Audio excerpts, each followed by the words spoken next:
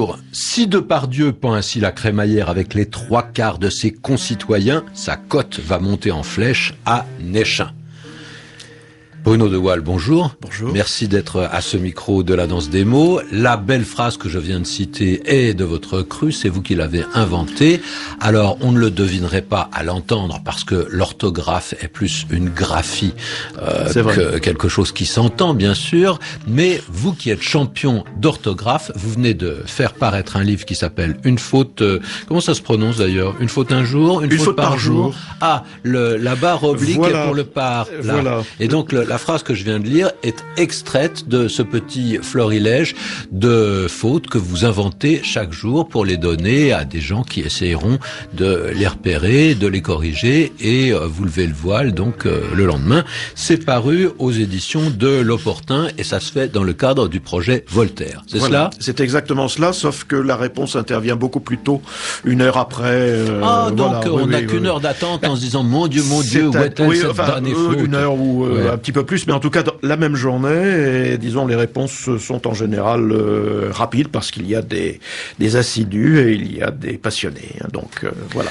Alors ça pose le problème de savoir ce qu'est l'orthographe. L'orthographe c'est un peu flou de temps en temps. En tout cas, dans votre livre, il y a bien sûr un certain nombre de questions d'orthographe, mais parfois des questions de correction syntaxique ou même morphologique. Par exemple, 6 jointe, la meilleure de la semaine, le plan canicule vient d'être activé. Si ça ne s'appelle pas de la prévention, point de suspension. Qu'est-ce qu'il fallait trouver? Il faut pas dire 6 jointe, la meilleure de la semaine, mais il faut dire 6 joints. Voilà. C'est pas de l'orthographe, ça, parce que 6 jointe, il n'y a pas de faute d'orthographe. C'est ce que l'on appelle de l'orthographe grammaticale, si vous voulez, dans la mesure où 6 joint, quand il est placé effectivement en début de phrase, ou quand il est placé immédiatement, c'est-à-dire sans déterminant devant le nom qu'il qualifie, doit rester invariable. Absolument. Donc ça. Sauf que là, si justement on met le E, ça s'entend. Et quand ça s'entend, est-ce qu'on parle encore d'orthographe? La plupart du temps, quand on parle de faute d'orthographe, c'est une erreur qui se voit, qui se lit et qui précisément ne s'entend pas. Là, elle s'entend, c'est-à-dire que ça change la morphologie du mot. C'est vrai, c'est vrai. Malheureusement, ça n'empêche pas les fautes d'être commises, si j'en juge. Bien sûr. Ma question, c'est de savoir, est-ce que c'est une faute d'orthographe? Oh, écoutez, alors là, c'est quand même une façon, je dirais, d'écrire anormale et qui entraîne, je dirais, une prononciation abusive. Par conséquent, bon, on peut en discuter, c'est vrai, mais oui. Pour vous, il y a une continuité entre la correction orthographique et la correction syntaxique et même la correction du sens, me semble-t-il. Écoutez, je veux vous dire que au-dessus de tout ça, je pense qu'il y a une certaine forme de rigueur, une certaine forme d'humilité par rapport à la langue. Je crois que d'abord, il faut soigner le message.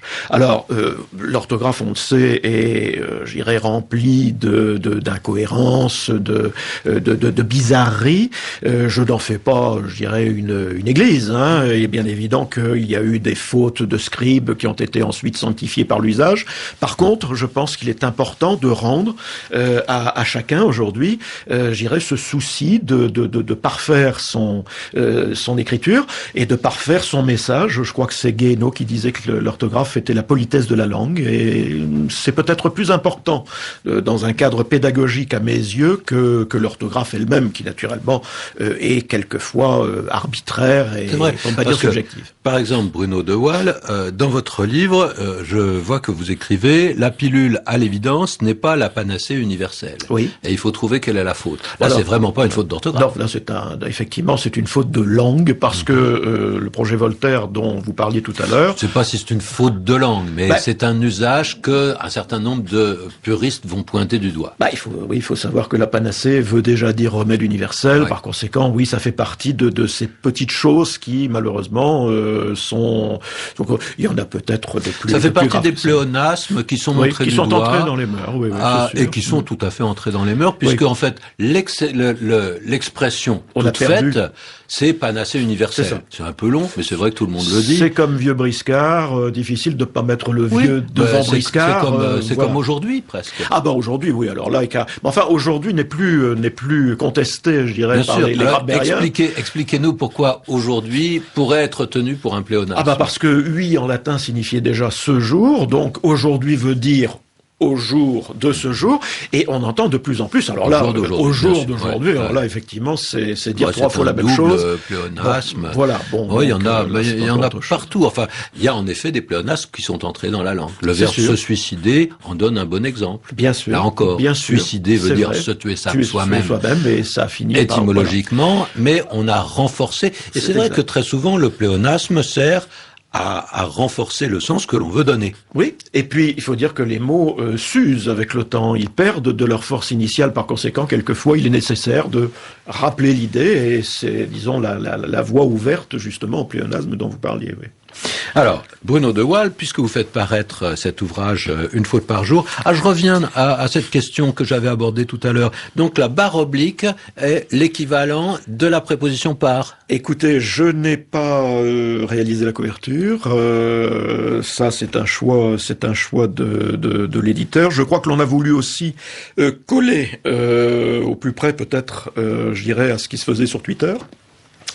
Et voilà, donc, parce qu'en effet, par exemple, une est écrit avec un chiffre, donc on montre qu'il y a quand même un jeu par rapport à ce purisme que vous défendez, puisque ne serait-ce que sur votre couverture, là justement, on prend de très grandes libertés par rapport à ce purisme. Ce une, en principe, n'a pas lieu d'être. Pour être tout à fait franc, cette couverture n'est pas mienne.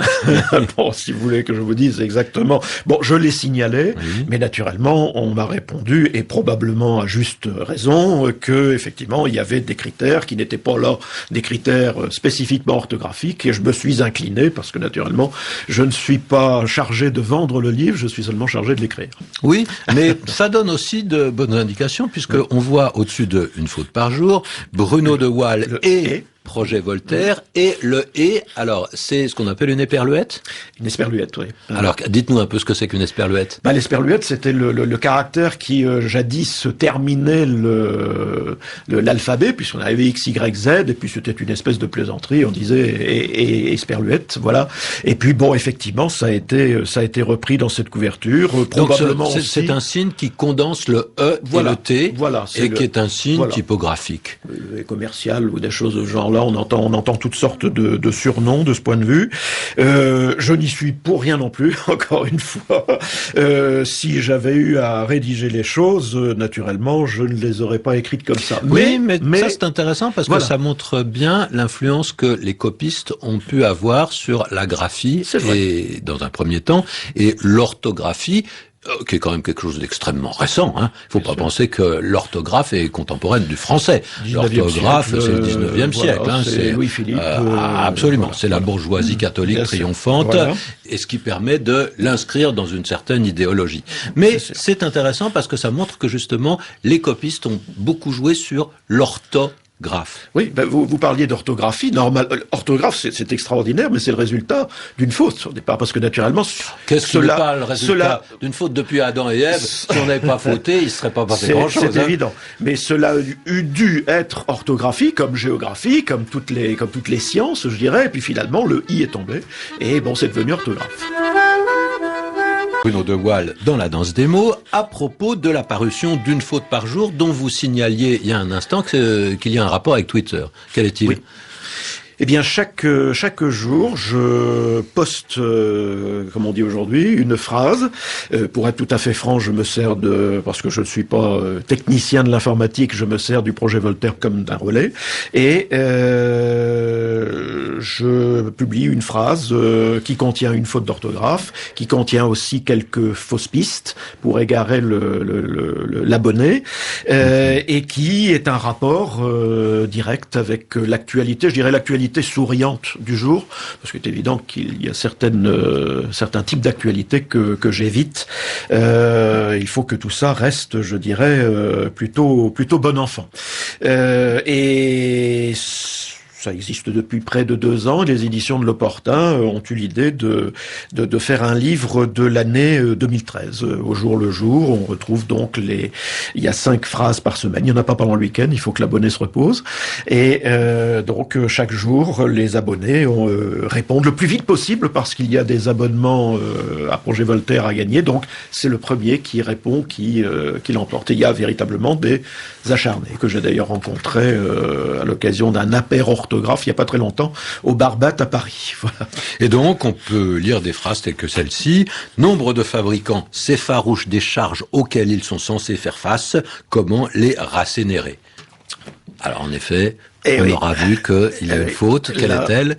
Il faut écrire rasséréné, puisque naturellement, rasséréné vient de serein, rendre serein. On entend assez souvent, effectivement, des gens dire rassénérer. C'est qu'on a la métathèse facile. Hein. Ah oui, c'est une chose extrêmement courante que cette confusion de, on entend également l'opprobre très souvent au lieu de l'opprobre. Voilà, oui. C'est difficile à prononcer. Masculin ou féminin, opprobre?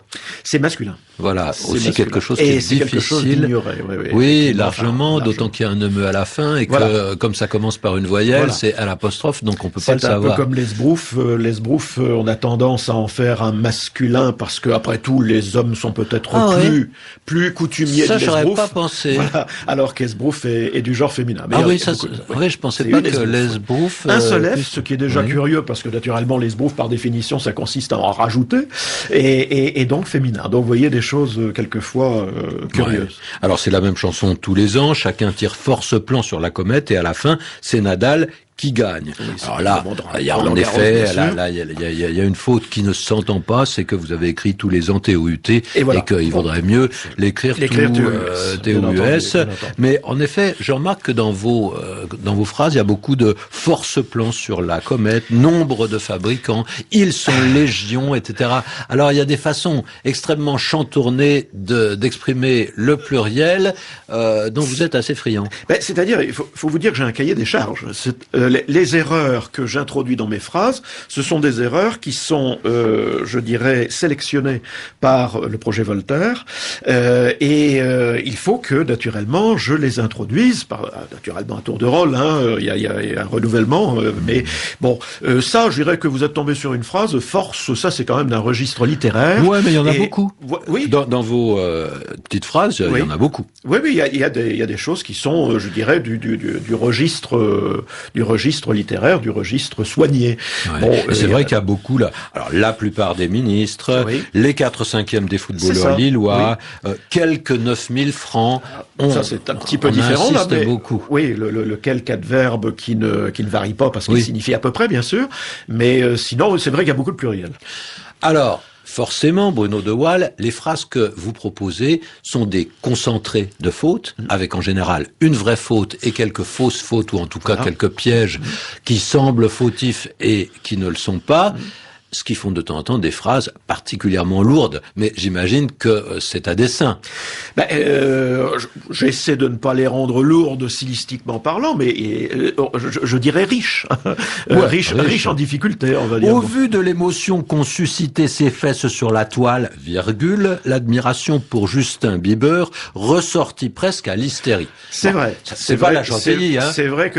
mais il y a peut-être aussi une forme, je dirais, d'humour. On s'en amuse. À quelquefois mélanger une actualité qui est une actualité, je dirais, prosaïque, parce que les fesses de Justin Bieber, quand même, c'est pas du tout le contexte, et au contraire, une expression, on va dire, châtiée. J'ai toujours trouvé que, effectivement, d'employer un subjonctif imparfait, dans certains contextes auxquels on ne s'attend pas, ça peut aussi créer un déséquilibre amusant entre le fond et la forme. Oui. Donc ça il y en a sur lesquels on peut se poser des questions. Oui, il y en a un, d'ailleurs, qui m'a beaucoup étonné parce que il me semblait pas correct, mais vous allez me reprendre certainement. Messieurs Depardieu et Hollande sont censés s'être longuement téléphonés avant que le premier ne filât à la Russe. Je comprends pas ce que cet imparfait du subjonctif vient faire là. Il est fautif. Ah oui, mais c'est pas celui que vous avez marqué dans votre Twitter. Vous avez relevé la faute qui est tout à fait évidente à censé. Ah non, excusez-moi, non, Ah bon, il n'est pas difficile. fautif. Non. Alors, excusez-moi, pourquoi il n'est pas fautif? Parce que dans ce qu'on appelle la principale, on a un passé composé, sont censés avant s'être longuement téléphoné, avant que le premier ne file à la Russe, me semblait-il. Je comprends pas comment on peut mettre un imparfait du subjonctif à cet endroit-là et rester correct. En concordance de temps, à partir du moment où on a dans la principale un verbe à un temps du passé, le subjonctif imparfait s'impose dans la langue. Oui, mais sont censés, messieurs Depardieu et Hollande sont censés c'est pas vraiment du passé. Oui, s'être longuement téléphoné. S'être longuement téléphoné, c'est quand même un infinitif passé. Hein, bon, d'accord. Ouais. Vous Là, appuyez, vous appuyez sur le hein. son. C'est ça. Bon, j'avoue que j'ai un certain amour du subjonctif imparfait et que quelquefois on le lit dans Grevis. Le subjonctif imparfait est utilisé alors qu'il n'est pas de concordance stricte, si vous voulez, c'est vrai. Ouais, mais là, mais je me suis... Il m'est arrivé quand même très souvent d'entendre ou de lire des imparfaits du subjonctif qui n'avaient pas lieu d'être. C'est vrai. Ça, c'est une faute courante. C'est ce qu'on appelle de l'hypercorrection, si vous voulez. Oui. À vouloir trop en faire... splash, comme c'est écrit dans une autre de vos chroniques. On tombe dans l'eau, parfois boueuse. Vous en doutez. Ah, mais je l'aime bien. Oui. Ça, je le trouve très bien. Ah oui, non seulement je défends le pléonasme, mais je défends l'onomatopée. D'accord, bien sûr. Oui, mais là, c'est une onomatopée anglaise. C'est ça qui est un petit peu anglaise, oui, un peu. Je ne sais pas. Chez nous, vous préfériez plouf? J'ai pas dit que ce serait plus vendeur, entendons-nous bien, mais naturellement... Oui. Ouais, on peut. Non, mais pour revenir, effectivement, je pense que j'ai été motivé par l'infinitif passé, parce qu'on est quand même dans un contexte au passé, parce que le son n'est pas le verbe qui traduit l'action. En fait, c'est quand même quelque chose qui renvoie à un passé et une action. Je vois que vous défendez très bien votre bout de gras. Je vous en remercie. Un orthographiste est quelqu'un de très procédurier. Une faute par jour est avec nous, puisqu'une faute par jour, c'est le nom du livre que vous faites paraître aux éditions de L'Opportun. Alors, j'ai appris avec beaucoup de plaisir que vous étiez champion du monde de l'orthographe. Avec beaucoup de plaisir et néanmoins avec une certaine perplexité. Comment peut-on être champion du monde de l'orthographe? En fait, qu'est-ce que ça veut dire? Je crois que ça renvoie à un événement précis. Oui, c'est ça. Parce que c'est presque contradictoire dans les termes. C'est vrai, c'est une question, autant dire qu'on est champion du monde de pelote basque, c'est ce que vous étiez en train d'insinuer. C'est une question à laquelle je réponds depuis maintenant plus de 20 ans. En réalité, je vous fais très rapidement l'historique. Bernard Pivot avait organisé un championnat de France d'orthographe que j'ai remporté pour sa première édition en 1985. Et il a voulu organiser en 1992 une apothéose à laquelle il avait convoqué tous les anciens champions. Et au départ, le titre officiel, celui qui se trouve sur mon diplôme, était super champion d'orthographe, puisque c'était celui qui l'avait emporté sur tous les autres. Et mais des sourcils se sont froncés devant cette appellation super champion. Voilà. Et donc non, ce n'est pas ça. C'est la presse qui, je dirais, a imposé dès les jours suivants, qui a imposé ce voilà. Et une vraie plaie. Je ne m'en plains pas non plus. Il faut être honnête. Simplement, c'est parce que à l'ONU, 116 pays participaient, francophones ou non francophones d'ailleurs, et bien évidemment qu'on parle le français même dans les pays non francophones, et il se trouve que 116 pays ayant participé, on a choisi cette dénomination championnat du monde d'orthographe. C'est celle qu'a utilisée Bernard Pivot par la suite, et voilà. Mais il n'en reste pas moins qu'il s'agit d'un championnat du monde d'orthographe française, on est bien clair, sinon ce serait absolument impossible à organiser. Ça, je vous rejoins tout à fait. Alors, comment vous situez-vous? Il y en a eu qu'un d'ailleurs, parce que ça a coûté trop cher. Voilà, pour être tout à fait clair. Peut-être qu'on en fera un autre, je sais pas. Vous savez, ça, c'est vraiment ça. Il fallait d'abord le charisme de Pivot, il fallait les télévisions derrière lui, il fallait le crédit agricole à l'époque. J'imagine que c'est difficile. Pour financer, c'est très difficile, et ça a quand même duré 20 ans. Et je pense que le mode de parrainage aujourd'hui opte plutôt pour des parrainages courts, parce que naturellement, vous savez ce qu'est l'évolution économique. Alors, Bruno de Waal, on sait bien que l'orthographe, elle change, qu'elle n'est pas aujourd'hui ce qu'elle était il y a un siècle, ou deux, ou trois. Comment vous situez-vous par rapport à ces modifications? Une question très personnelle, comment vous écrivez événement? Écoutez, je vais vous dire, événement, je l'écris toujours avec le deuxième accent aigu par traditionnalisme. Mais je n'ai absolument rien, naturellement, contre l'accent grave. Et d'ailleurs, ça précède de pas mal d'années, d'ailleurs. Je suppose que vous faisiez allusion en rectification de 1990. Les dictionnaires avaient commencé à accepter l'accent grave en disant que, naturellement, il y avait un hiatus entre la prononciation. En effet, et voilà. Ce mot se prononce donc événement. Et il se trouve que pendant longtemps, l'orthographe qui était imposée par les manuels, disons, voulait qu'on mette deux accents aigus, alors que le deuxième contredisait la prononciation. Je n'ai absolument rien contre ce type d'évolution. Si c'est la réponse que vous souhaitiez entendre, je ne suis pas contre l'idée, naturellement, de remédier à ces petites anomalies.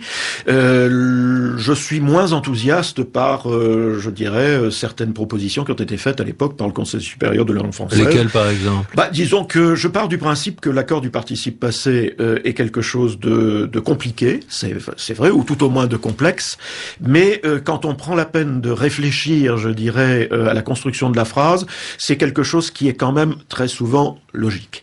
Bon, et je ne voudrais pas que l'on remplace, je dirais, la rationalisation, tout ce qui peut rationaliser la langue, je suis assez d'accord. En revanche, je ne voudrais pas que l'on recherche la simplification à tout prix, parce que réfléchir... Vous parlez de simplification pour l'accord du participe passé, c'est pas franchement le mot qui vient à l'esprit. Non, mais ce n'est pas simple. Les rectifications qui étaient proposées l'étaient à propos des cas les plus compliqués. C'est vrai, mais je dirais elles se sont vues refuser, comment vous écrivez vu par exemple? Elles se sont vues refuser l'accès à... VU, puisqu'elles ne font pas l'action de refuser, naturellement. Bon, alors que parfois, elles se sont vues acquiescer à la chose qui leur a été proposée, naturellement, VUS dans ce cas-là. Naturellement, dites-vous, parce que vous avez de la pratique, parce qu'en effet, elles se sont vues acquiescer, c'est elles qui acquiescent, donc on accorde. Elles se sont vues refuser l'accès, ce ne sont pas elles qui refusent, donc on n'accorde pas. Je n'ai pas dit... C'est Sioux, hein. Je n'ai pas dit que c'était facile. Hein. On est bien d'accord. Hein. J'ai dit que, naturellement, on pouvait y arriver. Et je pense que l'effort que l'on fait dans ce cadre-là, eh bien, c'est un effort qui peut être payant en matière d'analyse de la phrase et quelquefois même en matière de rigueur. Je le répète, pour les autres matières également. Hein. Je ne pense pas, contrairement à ce que j'ai lu ici et là, que le temps que l'on passe à apprendre l'orthographe soit forcément du temps perdu dans d'autres matières. Dites-moi, puisqu'il nous reste quelques secondes, comment vous utilisez justement ce temps que vous passez à apprendre l'orthographe? Quand on est champion, on s'entraîne. Oui, écoutez... Alors, comment vous entraînez-vous? Dans les moments difficiles, ça a été effectivement 13 heures par jour. 13 heures par jour d'orthographe. Attention, pendant les vacances, hein, ne me faites pas dire ce que je n'ai pas dit, je ne tiens pas à avoir des remontrances de la part des parents d'élèves. Bon, non, mais attention, on ne peut pas comparer une compétition parce que c'est un jeu. Bon, et naturellement, il faut se prémunir contre tous les pièges et tous les mots qu'on ne connaît pas, parce que naturellement, attention, il y avait les dictées, puis il y avait les tests pour départager les ex-aequo, qui étaient cousu de mots à coucher dehors avec un billet de logement, comme on dit, et naturellement que l'on ne pouvait découvrir qu'en allant les chercher au sein des dictionnaires. Bon, donc, évidemment, il faut accepter. Moi, j'ai passé un formidable moment, naturellement, à me promener dans les dictionnaires. J'ai dit un jour que je préférais passer mes vacances dans le Larousse plutôt que dans le Larzac. Vous voyez, j'ai même dit ça. Mais naturellement, il n'est pas question de ça. Il n'est pas question d'exiger ce genre d'ascèse, je dirais, dans la vie de tous les jours, et notamment de nos élèves. Hein. Il ne faut pas mélanger les genres non plus, bien sûr.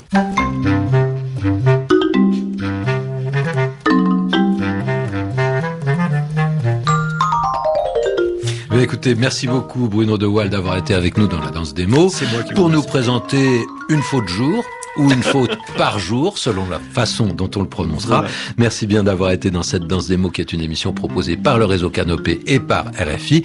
Lucie Bouteloup, Véronique